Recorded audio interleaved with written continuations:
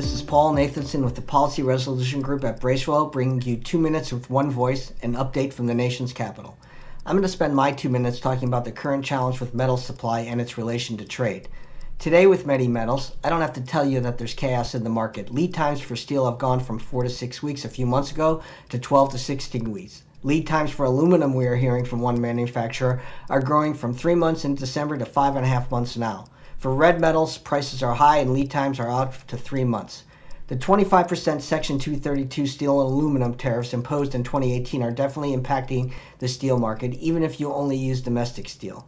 The purpose of tariffs is to allow the domestic industry to raise their prices. The U.S. steel industry can only provide 2/3 of the supply needed by U.S. manufacturers, so when you cut off competition and it's a supplier's market, the results are shortages and high steel prices. That's basic economics.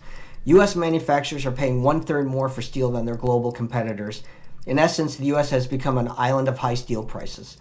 As we often hear from you, while how much we pay for steel is important, it's how much you are paying compared to your global competitors that's even more important.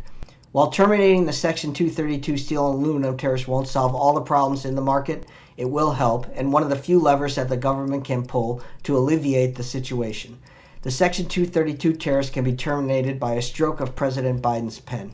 During the campaign, Biden was very cautious in the way that he spoke about trade policy. He criticized Trump's trade policy as ineffective, but did not make any commitments to undoing the wide range of tariffs enacted by the Trump administration.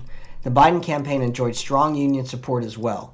Since taking office, President Biden has hinted that his approach to trade will focus on continuing to confront China, but shift away from the unilateral approach from the past to a more multilateral approach.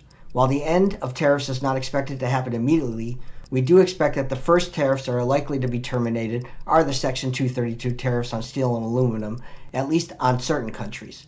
There is growing pressure by our trading partners to end these tariffs. The European Union last week issued a statement calling for their end.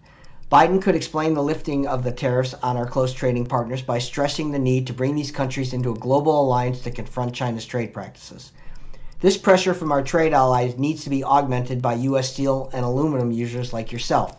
Your One Voice team in Washington is actively working to educate the Biden administration through both advocacy and a media campaign on the metal supply situation and the need to end the steel and aluminum tariffs as quickly as possible.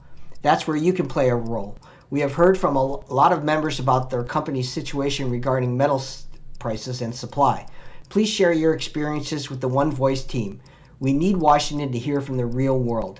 We are confident that through continued advocacy, we can end the steel and aluminum tariffs and do so as quickly as possible.